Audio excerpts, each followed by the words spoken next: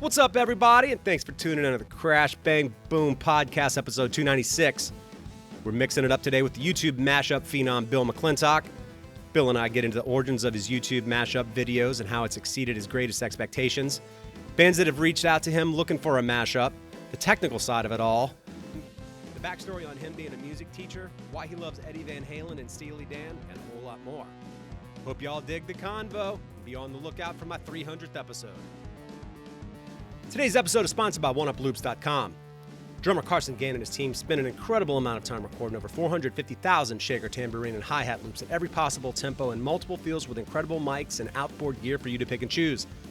It's organized for you to find exactly what you need with just a few clicks and everything feels and sounds incredible. You can sign up for free to check it out and gain full access to all 450,000 loops starting at just $6 a month. No download limits, whatever you want, whenever you want. New loops, one-shots, and drum breaks are being added weekly. Definitely a great addition to the arsenal of any drummer and or producer, and I can vouch for that, having used it myself. So check it out at oneuploops.com. Crash Bang Boom Podcast can be found where all podcasts are found. If you like what you hear, please check out any of the previous 295 episodes at double high fives. If you can give me a like, a subscription, and or a positive review, as it would be appreciated. Alrighty, let's do it. Bill McClintock. Crash Bang Boom! Crowds go mad with joy.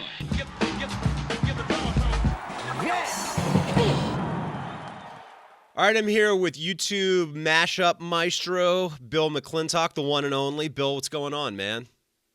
Not too much. How are you doing? Pretty good. It's funny to connect the face with these videos that I've been watching and reposting all of these years. And you look like just an average guy, I got to say. Yeah, pretty much. Nobody ever knows what to expect because I never appear in any of them. You know, it's just the music videos themselves that I'll put together, but I don't see any reason to appear in them myself, so no one really knows what I look like, but there you go. Absolutely. When did you start doing this? I think I was looking on your YouTube page and it was saying about like 7 years ago. Was that around the first time you started putting them out? That's exactly it. Yeah, 2017, I think, would have been the first one.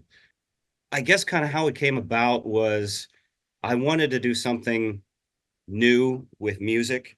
I've been doing music for a long time. Since I was a kid, I was in guitar lessons. I went to college for music technology. Okay. Which is where I do some of the editing stuff. After that, after college, I was teaching guitar lessons for a few years. And that was, you know, my major instrument in college was guitar and everything. And so I taught for a few years and then ended up going back to school for music education. And now I'm a music teacher. But like somewhere around that time, like, I called myself a guitar player, but I didn't really do the typical, like, you know, go out and play gigs and all that kind of thing. That just never appealed to me. Uh-huh. And so I didn't really do anything creative with it. It was mostly like I would play covers, I would learn guitar solos, that kind of thing. So I wanted to do something more creative, I guess. And people on YouTube who I saw doing mashups back at that time, and I wanted to try it on my own, see if I could kind of figure out how to put it together. So, I mean, pretty much self-taught as far as actually doing mashups, but I do have the technology background, so that definitely helped when it came to figuring out how to piece everything together. Gotcha. Yeah, judging from the rock end of it, there's a lot of 70s rock and 80s and 90s, sometime 90s, but you seem to really have an affinity for a lot of that 70s rock and stuff like that. I'm assuming, were you a fan of that originally? Is that kind of your background? Absolutely. So it was classic rock, and then 70s and 80s hard and heavy rock, all that kind of stuff. You know, Van Halen's one of my all-time favorite bands. Yeah. Anyone who's followed my stuff, you know that I've used probably close to 20 Eddie Van Halen solos as a part of the mashups. Yeah. He's just my all-time favorite guitarist. Absolutely. But, you know, in addition to that, some of the older classic rock stuff, like older Black Sabbath, I've always been into Deep Purple, Led Zeppelin, that kind of stuff. And then more in the 80s, Motley Crue, definitely. Big fan of Motley Crue. Mm-hmm. Even, I don't know, any of that kind of stuff that you would find, like hair metal, any of that kind of stuff is, you know, right up my alley. Absolutely. Yeah. I mean, I'm coming from a guy who plays drums in a Motley Crue tribute band. I totally get it. Excellent. It's funny, we started with Ozzy and then we couldn't really find someone to do Ozzy vocally. And then so the guitarist was like, well, I know all these Motley Crue songs. Maybe we can find somebody to do Vince. And I thought, no, we're not. And then sure enough, we did. And then I was like, oh, shit, now I need to actually like have like all this stage persona and everything. I just wanted to be like an ambiguous guy from any particular era of Ozzy that no one could pinpoint. And I could just play my ass off and rip a drum solo and go home. And now I got to be flipping sticks, doing all this shit. And I was like, man, I know. I was like, I didn't really want to have to do this. Right. Oh, funny. man. One of the things that I find interesting about videos, because I've come from a video editing, TV production background, and then I've been recording and engineering and doing music for over 30 years as well. So it sounds like we've got some parallels there. But in the videos that you edit, it's interesting, especially if you're using like live 70s performances and then the studio recordings. If people weren't recording to click tracks and it wasn't like a metronomic period of time, which it wasn't, sometimes getting things to line up seems like it could be tricky. So I've been impressed that you've been able to nudge those things and keep them relatively in time. Yeah, and that takes a while to do. I mean, it's tedious. It's as far as the music part of it, you're right. Like a lot of times they weren't recorded with a metronome, which is part of it. But the other part is that two songs are typically not going to ever be in exactly the same tempo. So there's going to have to be some adjustment to be made there. But and it depends on what I'm using. If it's just an instrumental track, you can pretty easily see where the beats are. Mm-hmm. If you look at the audio waveforms, you can see where the beats are. And then it's a matter of taking a vocal track, finding out where the beats are within that, and then syncing them up. And usually it's easy enough to see where they are. And sometimes you need to make slight adjustments depending on if it sounds like it's too much on top of the beat or too far behind the beat, then you can make adjustments that way. So that's the audio part of it.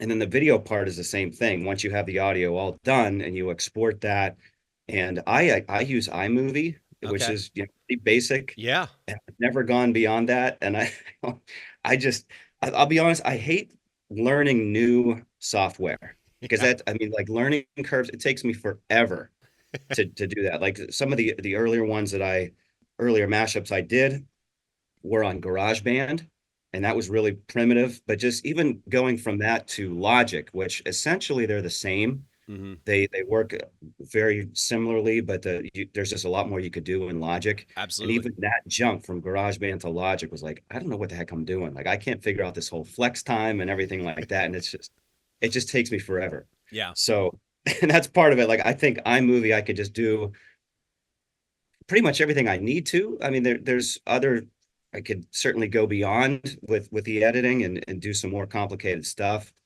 I feel like that's not necessary. As long as the music is solid and everything that it needs to be, the video can be just a little more plain, I guess. Mm-hmm.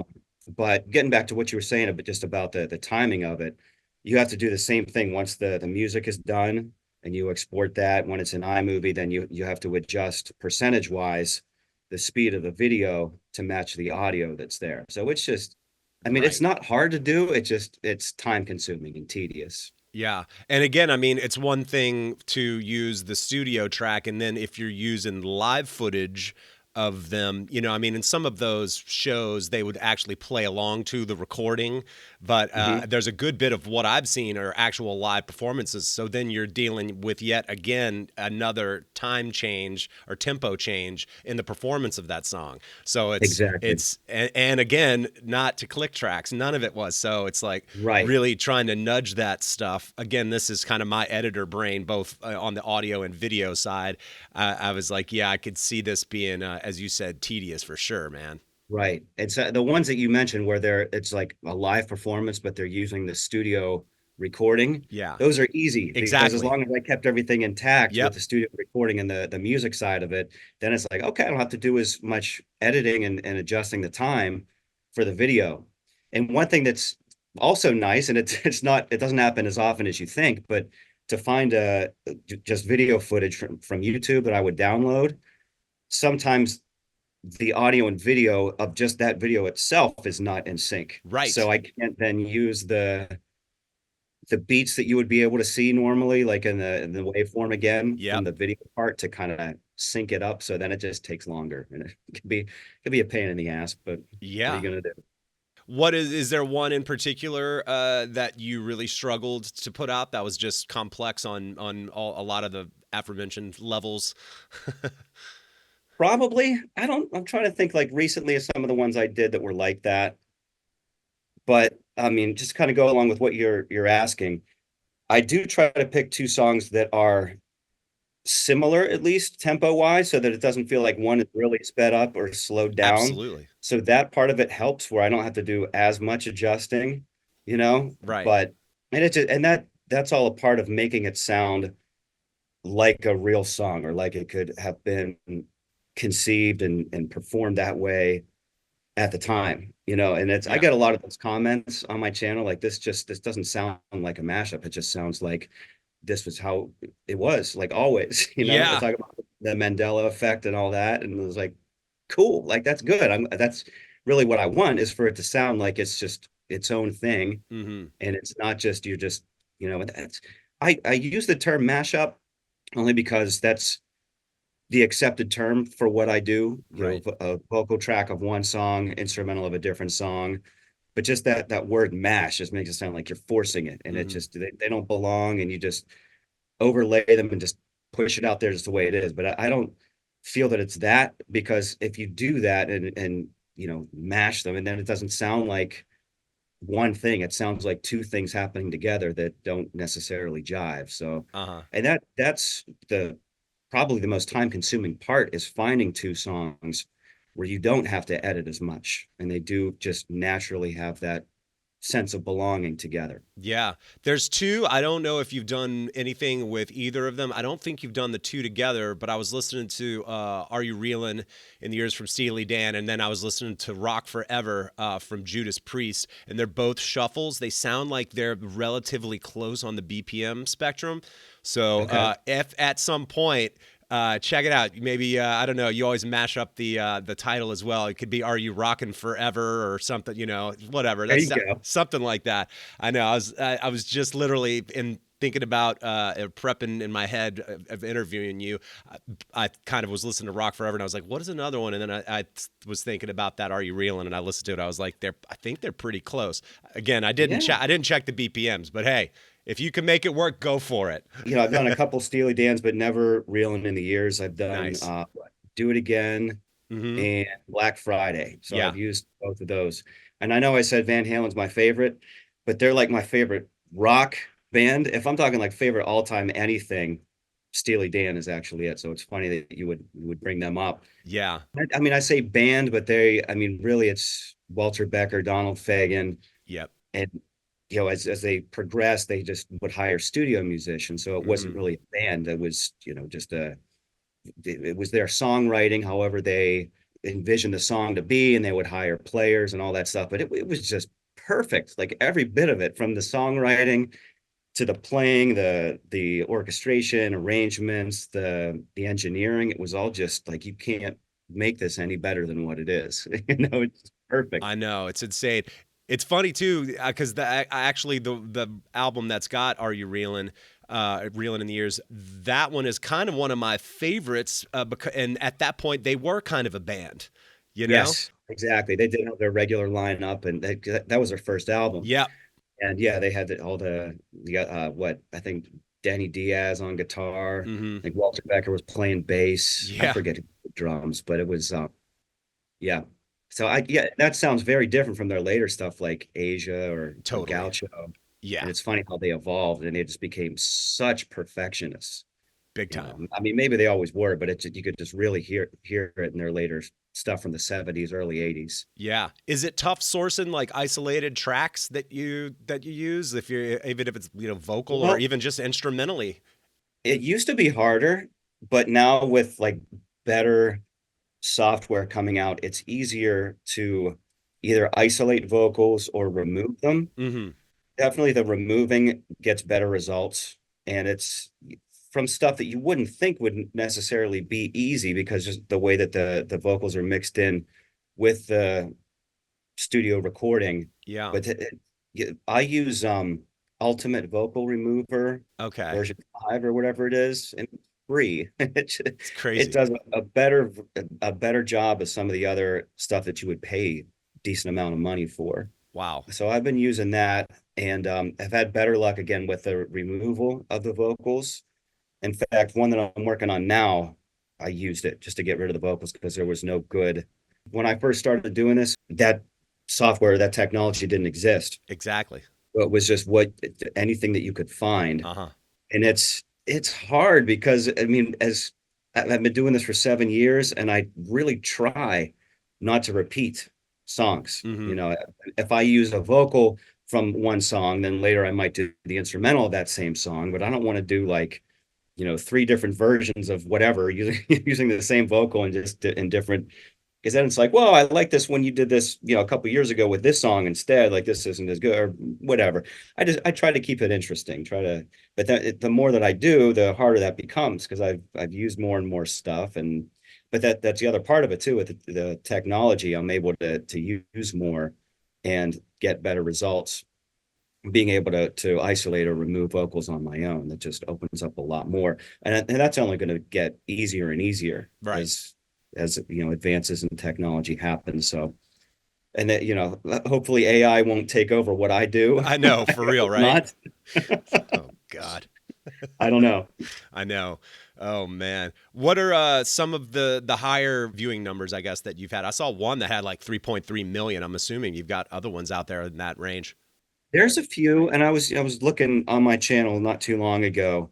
I think I have somewhere around 30 videos now that are at least a million and higher. So Wow. and that's taken a long time to get there. That certainly wasn't happening like right out of the gate. But I think the one, and I'm looking on my phone now, that's Spice Girls and Slipknot one.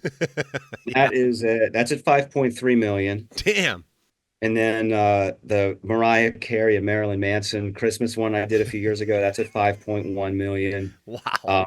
A much earlier one I did, Michael Jackson and Eric Clapton, that's the third place. That's at 4.3 million. Damn. Okay. And that kind of, so there's a few, you know, that are in that range, or like 30 of them that are at least a million. Wow. So, and I don't know, I didn't think that was ever going to happen. I Yeah. started doing this, so that's kind of cool. Oh man. I think one of the first ones, I don't recall exactly the first one that I saw, but one of them was the Gloria Gaynor's I Will Survive mixed with Dio's Rainbow in the Dark. Yeah, yeah, yeah. That was the third one I ever did. So that was way back when. Okay, I remember reposting it, and again, it's one of those things I don't recall if someone posted it on social media and I saw it, or if I stumbled upon it on YouTube. It was one of the two. But I remember Yeah. thinking, "Wow, this is pretty awesome." That's funny that it was only your third one. That's the one that in my mind, and it was right around when you had first started too. So because you Okay. only had a few, I don't think you had more than maybe five at the time. So that would make Okay. sense. Yeah, Nice. that's wild. Did you ever get to see Dio live at any time? I did. Yeah. In fact, I'm trying to think what show it was that he opened for some. I think it was Poison, maybe. It Wow. Starlight Amphitheater, which is some, you know, Pittsburgh area where I'm from. I'm trying to think who else was at that show, but I'm pretty sure it was Poison was like the headliner, and Dio opened. There might have been somebody else between. It's been a while, so I don't know. It's Yeah. 15, 20 years ago at this point. And obviously he sang for Black Sabbath. Yeah. Now, when I think Black Sabbath, I think Ozzy. That's Right. just what I knew growing up. Like my dad had a We Sold Our Souls for Rock and Roll Yep. tape. That compilation. Yeah. Yes. And that was my first experience with Black Same Sabbath. here. So it was all Ozzy. So that's just kind of how I thought of them. Yeah. But for Dio, I mean, I was into his solo stuff for sure. You know, Rainbow in the Dark, Uh huh. Holy Diver, Of all that course. kind of Yeah. Yeah. stuff. Last in Line, and I love that. And as far as vocalists go, I mean, he's top notch. You can't beat it. You know, so to use his voice in anything is awesome. But why not put it in a disco song and see how that goes? So that's, I guess, how I came across that. And really from the beginning, I just had that concept of like, okay, key and tempo should be the same, but equally as important is that the songs themselves should be very different, just opposite genres. Right. And that's just really what it's about, is because, I mean, it's about taking two familiar things, putting them together. So then the whole context feels different. So you're used to hearing Rainbow in the Dark with, the guitars and bass and drums and everything, but then you put that in a disco setting. And even though musically it still works and it still makes sense, it feels brand new. And that's what everyone, and that's what drew me to it too. It's like, this is so cool that you can, because I never thought of that concept. Yeah. But then hearing other people, some of the earlier people who had been doing it, it's like, this is great. I want to figure out how to do this. So Yeah. yeah, so I've used a few Dio, maybe 3 or 4 Dio songs that I've done. Nice. Yeah, I remember in like maybe the late 90s, early 2000s, there were some DJs out there. One in particular, I think his name was DJ P. I forget where he was from. I saw him live at the Voodoo Fest in New Orleans, and I had never seen or wasn't even really familiar with it, like a mashup DJ, for instance. But I saw him and was like, wow, he was Yeah. incredible. But again, I like the side of it that you're doing, which includes the video editing on it, which is awesome. It's funny because I get that a lot. And for me, it's more of an afterthought. The video part of it is like, I mean, I spend, I don't know, probably 80 to 90% of each one just on the audio and Right. making sure that that is as good as it can be, as perfect as I can get it. Hmm. And then the last step is the video. And I guess that's really maybe more important than I realize is that video part, and seeing, going back and forth between the two songs, the two bands. And Yes. and sometimes I get really lucky, and the like each video will have a similar coloring to it, Yeah. and it looks like it could be from the same video, and that's rare. Probably the most recent one I did last summer, Earth, Wind and Fire and Kiss. So it was Kiss, I Was Made for Loving You. It was that vocal, which really was a disco song to begin with. And so it's like, okay, let's make it more disco, put it Right. Earth, Wind and Fire. And Hmm. those two music videos, I mean, I think the songs were within a year of each other when they came out, Uh-huh. but the way the videos were shot, they looked so similar. Mm. So to cut back and forth between the two was just so natural looking, and it really just made it look like it was just one thing, and it was that way from the beginning. And that's so rare that that happens, but I think when it does, that makes a difference. Right. Another one that I really loved was the Judas Priest, Electric Eye, James Brown, Sex Machine. Oh yeah, And I love that the one, obviously, like, the instrumentals of the James Brown stuff is always killing as a drummer. I'm a massive fan of John Starks, Clyde Stubblefield, and Melvin Parker, those guys. But I've always said that in moments of Rob Halford singing with Judas Priest, he had almost like a soul like quality, and all the attitude and a lot of soul, vibrato, could sing his ass off, amazing range. So to put him over like anything kind of funky, I was like, that was kind of a dream thing and something that I always heard in his voice. So I thought it was cool that you yeah, melded those two. cool, yeah. And I think part of what I liked about that one too, I used a little bit of Rob Halford vocals in that one. It was mostly James Brown, Uh huh. and with the Judas Priest instrumental. But I did do like Judas Priest vocal. You Got Another Thing Coming Oh, that's what it was. with Okay. Billie Jean. Gotcha. Michael, That's what yeah, it was. Yes. yeah.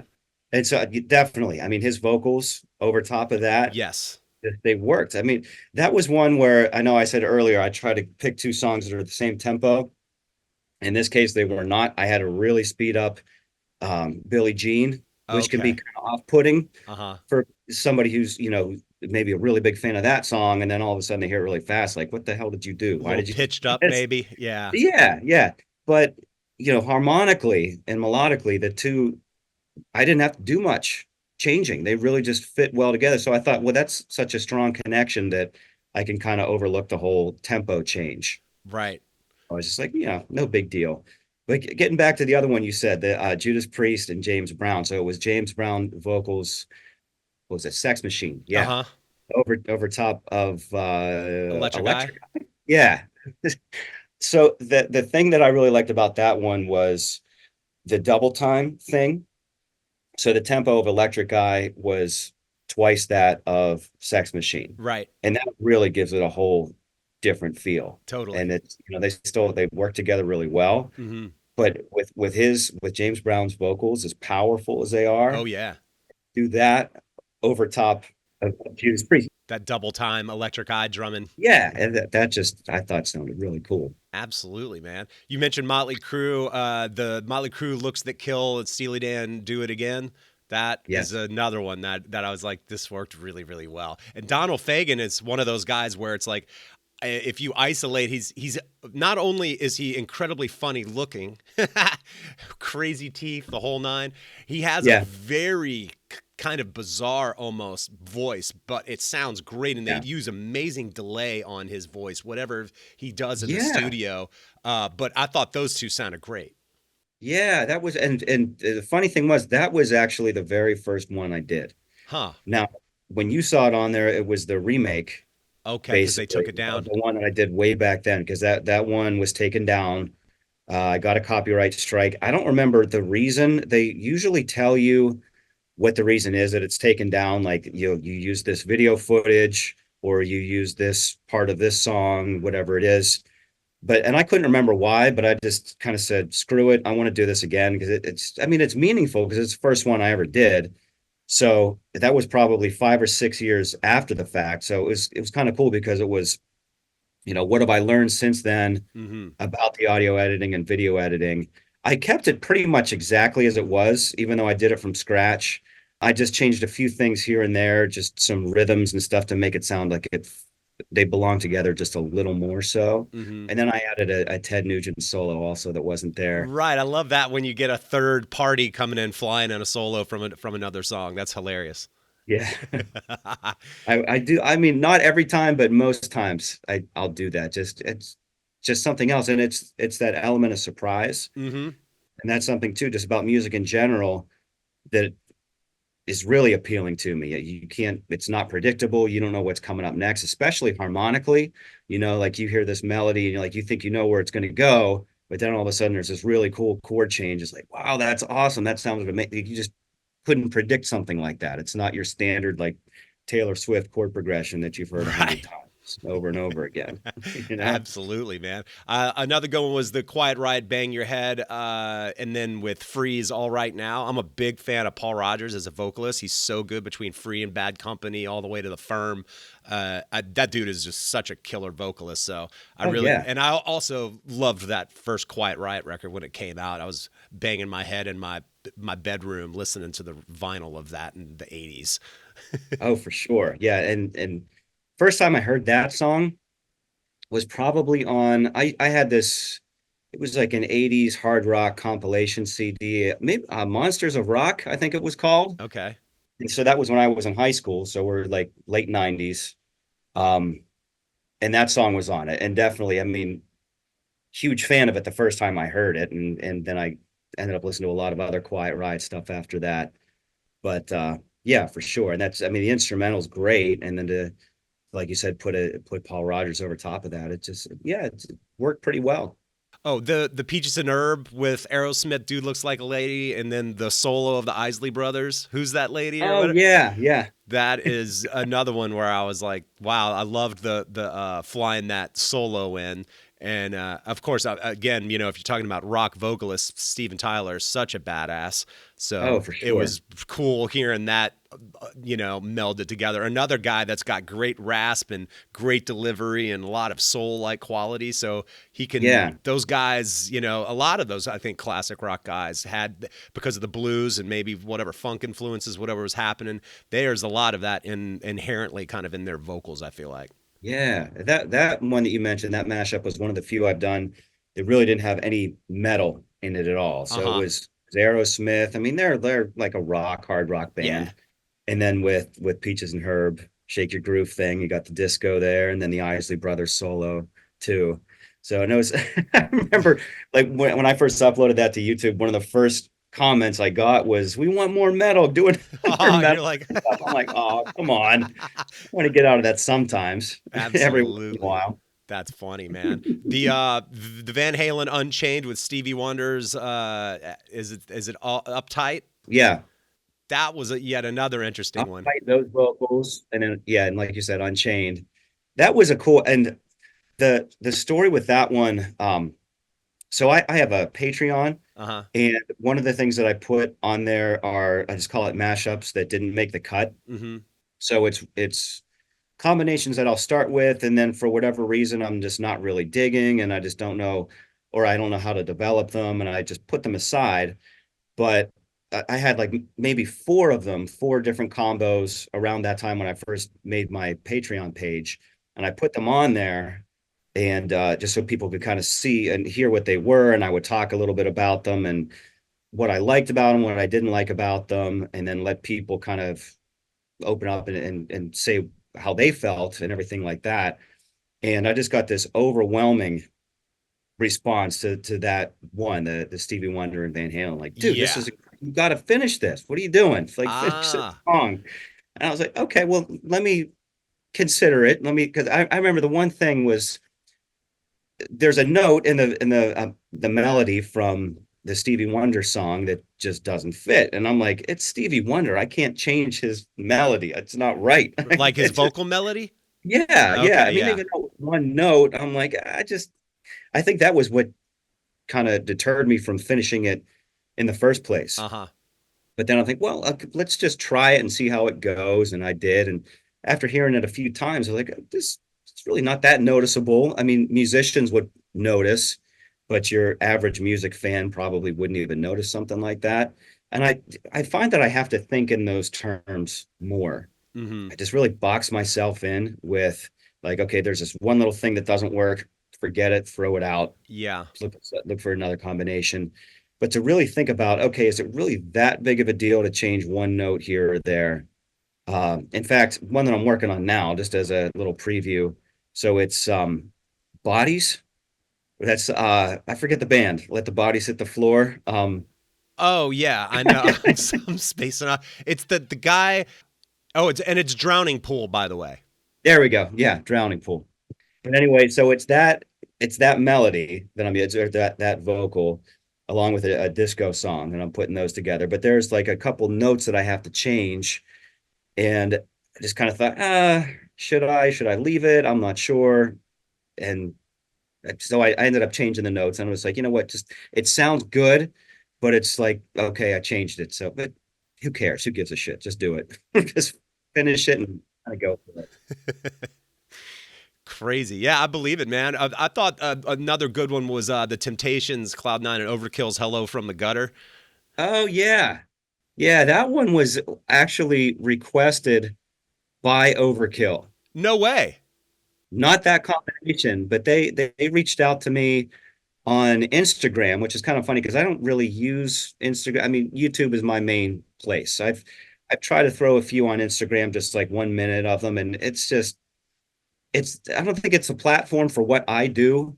There's too many young people on there, and they don't really, for the most part, they don't know the songs that I use or they don't appreciate them or whatever. Sure. But anyway, so the guys from Overkill reached out to me on there a few years ago, and they said, we're big fans of your stuff. If you could ever do anything with an Overkill song, we'd like really appreciate it.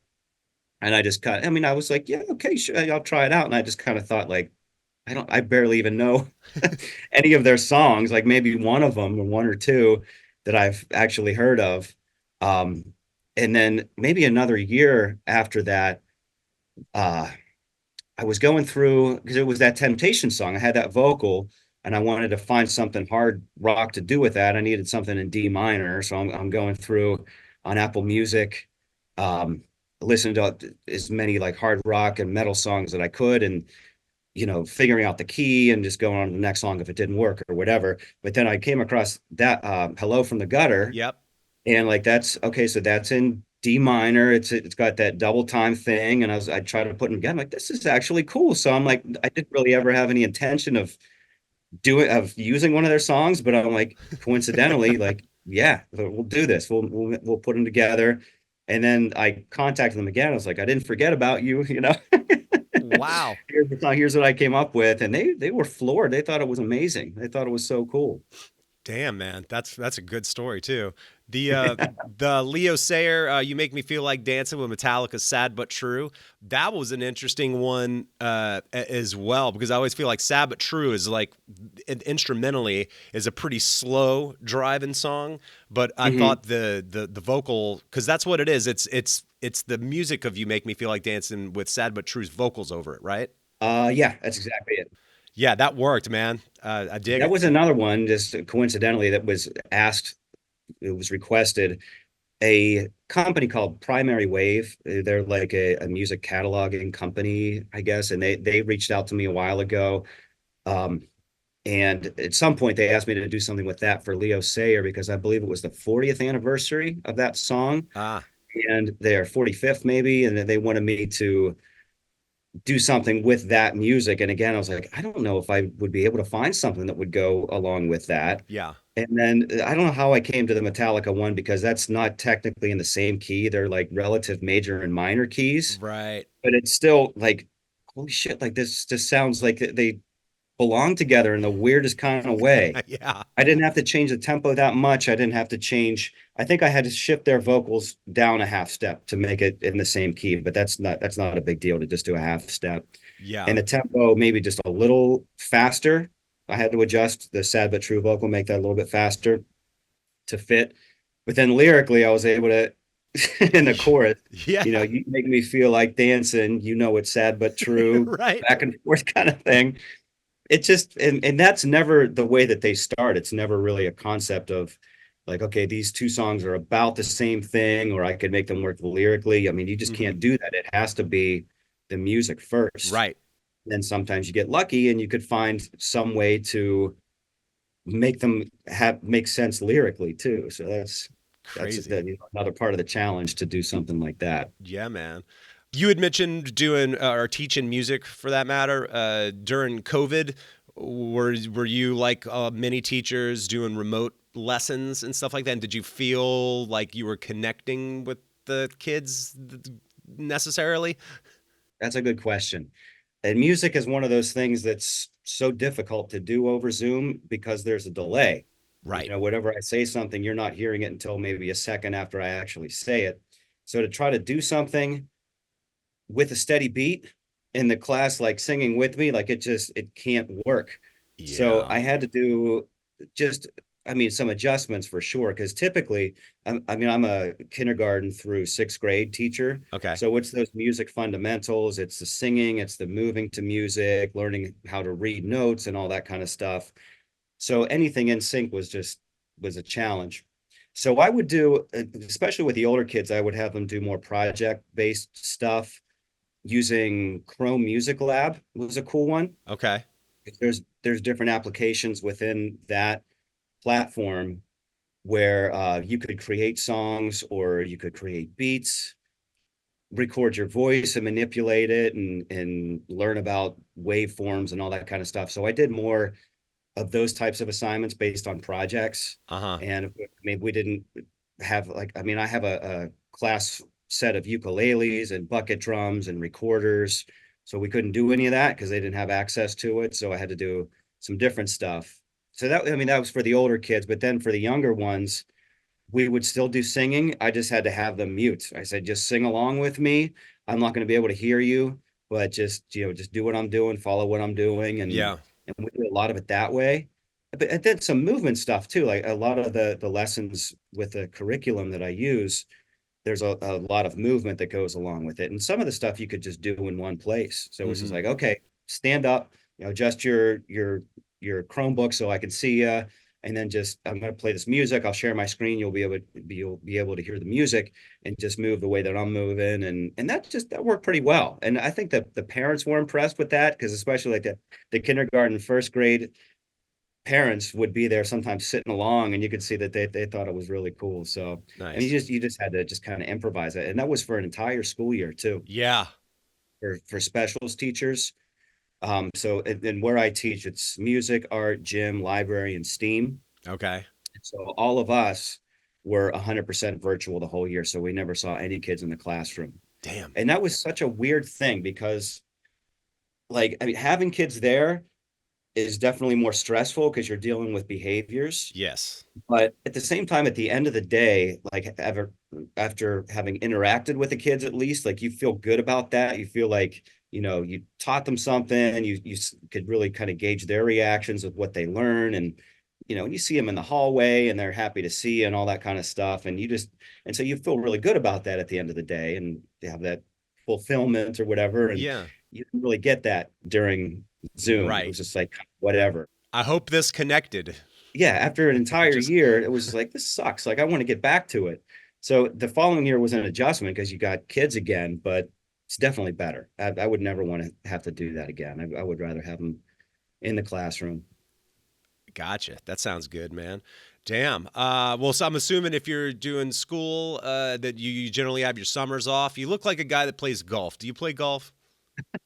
Must be the hat. It's probably the hat. No, I don't play golf. I do. I walk every morning, and Okay. this is something that I started a year ago. We were at the beach, went to Nag's Head in the Outer Banks, North Carolina. Mm-hmm.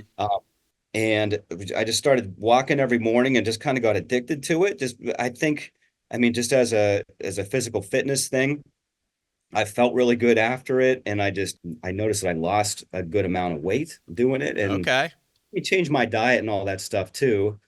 But just for like a mental health thing, I felt incredible. And so I just kept doing it. So I'll walk generally between 4 and 5 miles every morning. And I do it just before, I mean, it's still dark. I'll get up at 4:30 and I'll Wow. just every day go out. And it sounds ridiculous. And even hear myself say that, like, I can't believe I did. But yeah, every day, even on the weekends, it's Saturday, Sunday, I'm still up at 4:30. I'm out and walking. And that's just having that routine and being an introverted person too. That alone time in the mornings is just everything. It's changed my whole outlook on everything. So that's how Wow. I start my day anyway. If you're waking up at 4:30 to go for a walk, what time are you going to bed? Usually like 8 or 8:30. Damn, dude. All right. As I'm hearing you say this, I'm like, I definitely drink more than you because there's no way in hell I'm getting up at 4:30 to go for a walk. Yeah, no, I mean, every once in a while I still have a few drinks, but for the most part, I don't. I feel better. And I don't know, it's weird just to say that, I guess. I don't know, but I do. I feel so much better and I just kind of stuck with that. Well, you got a regimen and it's working for you. That's what matters. Yeah, exactly. Just keep doing it. You got it. Right on. Well, Bill, it was great catching up with you, man. Like I said, it's cool to connect the face with the videos that I've been a fan of for so long. So thanks for hanging, man. And keep Absolutely. cranking them out, man. I'm a fan. Yeah, all right, Jody. Thanks for having me. I appreciate it. Yeah, man.